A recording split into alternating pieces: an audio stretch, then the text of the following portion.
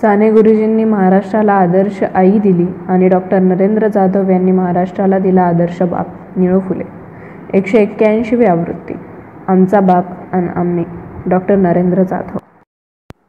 आंधळ्या राई आजीच्या दूरदृष्टीस, अशिक्षित दादांच्या बौद्धिक प्रगल्भतेस आणि आई सोनाबाईच्या वाट्याला आलेल्या गरिबीच्या चटक्यास.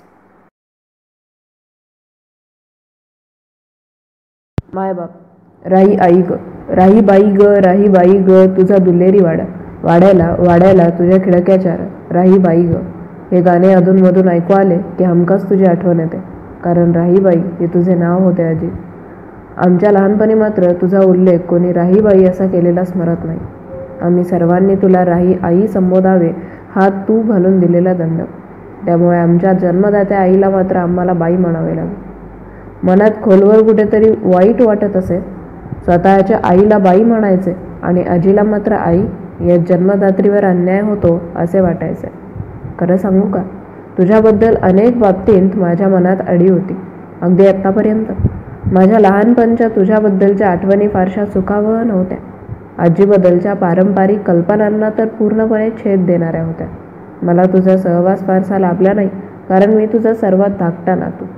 तू मला कधीच पाहू शकली नाहीस, कारण मी जन्माला येण्याच्या कित्येक वर्षे अगोदर तुझी दृष्टी संपूर्णपणे अधू झाली होती.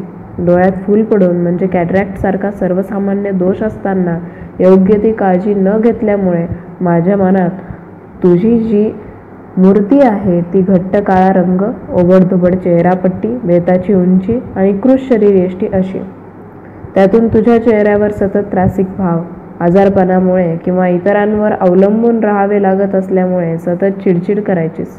तुझे केस मात्र विलक्षण सुंदर होते, संपूर्णपणे रुपेरी, अगदी कुठल्याही अँगलमधून पाहिले तरी चमकणारे. त्यातून माझ्या आईने तुला अंघोळ घातल्यानंतर इतर कोणाचीही मदत नाकारून तू स्वतःच मन लावून तुझे केस विंचरायचीस आणि मग प्रयत्नपूर्वक त्याचा सुपारी एवढा बुचडा बांधायचीस. तुला सांगितले नाही कधी, पण त्यावेळी तू खूप मस्त दिसायचीस. माझी मुलगी अपूर्वा लहानपणी तिच्या आजीच्या अंगाला स्पर्श करत म्हणत असे, हाऊ नाईस, हात मऊ मऊ, पाय मऊ मऊ. माझ्या लहानपणी तुझेही तसेच असणार ग. पण तुझ्याजवळ जाण्याची आम्हा भावंडाची शामत नव्हती. मी किंवा तृषा दोघांपैकी कोणीही तुझ्या तावडीत चुकून माकून सापडलो की कारण असो वा नसो तू सरळ मारायला सुरुवात करायचीस. कारण तुझे तुलाच ठाऊक. रोजच्या रोज बचकभर तंबाखू पत्रावर ठेवून खरपूस भाजण्याचा प्रकार चालू असायचा, मशेरी बनविण्यासाठी. ठसका लागून आमचे प्राण कंठाशी यायचे. नंतर कित्येक तास तो उग्र दर्प घरात भरून राहत असे. तू मात्र स्वस्थ चित्ताने तासनतास बोळक्या तोंडातल्या उरल्या सुरल्या दातांना मशेरी लावण्यात मशगुल असायचीस. एरवी तुझ्या हालचाली मर्यादित, पण तोंडाची टकळी मात्र अखंडपणे चालू. तुझ्या बिछाण्याजवळ एक ॲल्युमिनियमचा लोटा होता. त्यात थुंकण्यासाठी तू पॉज घ्यायचीस. एवढीच तुझ्या जिभेला विश्रांती. तू गेलीस त्यावेळी मी 12 वर्षांचा होतो. तो दिवस मला आजही आठवतो. 16 ऑगस्ट 1965. श्रावणी सोमवार होता. आपल्या वडाळ्याच्या घरी तू मरणासन्न अवस्थेत पडून होतेस. सारे गणगोत गोळा झाले होते. कोणीतरी मी शाळेत त्या दिवशी जाऊ नये असे सुचवले.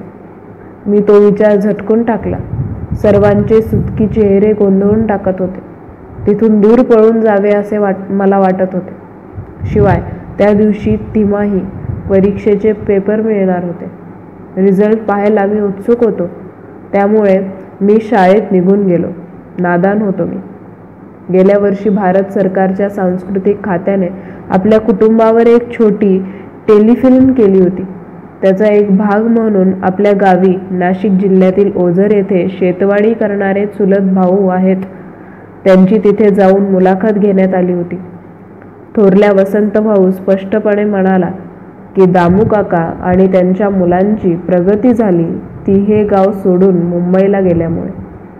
ते इथे राहिले असते तर आमच्यासारखे अल्पभूधारक शेतकरी राहिले असते. गाव सोडून आपले कुटुंब का आले मुंबईला? तुझ्यामुळे आजी, केवळ तुझ्यामुळे. तुझ्या जिद्दीची सुरुवात तेथून होते.